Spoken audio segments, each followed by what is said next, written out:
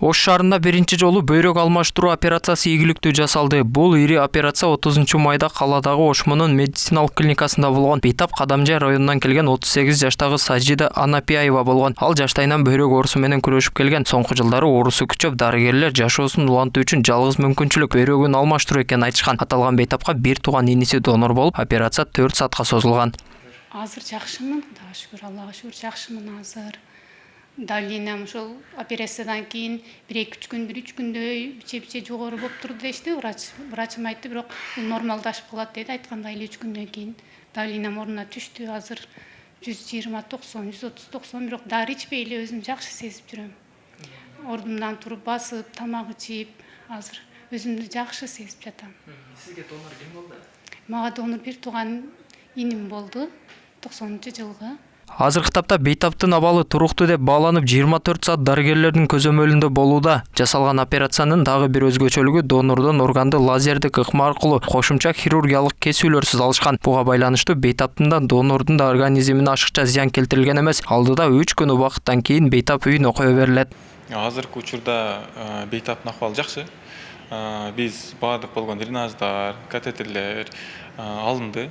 Пациенткага эч кандай мындай коюлган башка инородный телосы жок. Өзү заар ошото баштады, өзү барып. Азыр дары-дармек боюнча демеси стабильный, баары жакшы. Жакынкы убакытта мына Кудай кааласа жума күнү үйгө кое бергенге даярданып жатабыз.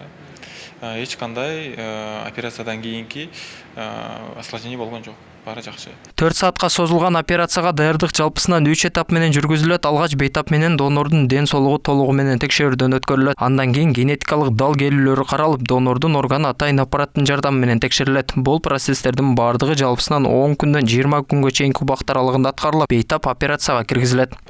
Биринчи бул 3 этаптуу эмеден даярдануудан өтөт. Мында биринчи ден соолугун текшеребиз Бейтап менен донордун. Андан кийин болсо бул инструменталык методун донордун анатомиялык түзүлүшүн карайбыз, туура келеби. Үчүнчү болсо эме экөөнүн генетикалык бири-бирине келишүүсү. Ал процедура орточо эсеп менен алганда 10 күндөн 20 күнгө чейин созулат.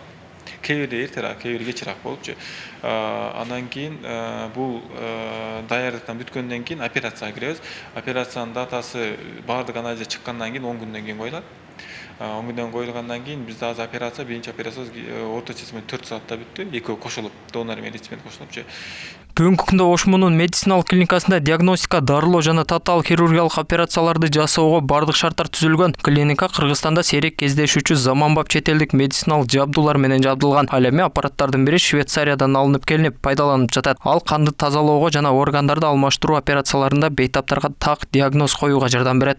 Бизге көп эле делегация келет да, анан күлүп айтып калам. Бизде эң эски жабдыгыбыз 2020-жылкы. Бул деген акыркы 2023-24-жылдагы жабдыктар менен камсыздалганбыз. Бул деген Кыргызстанда жок аппараттарыбыз деле бар.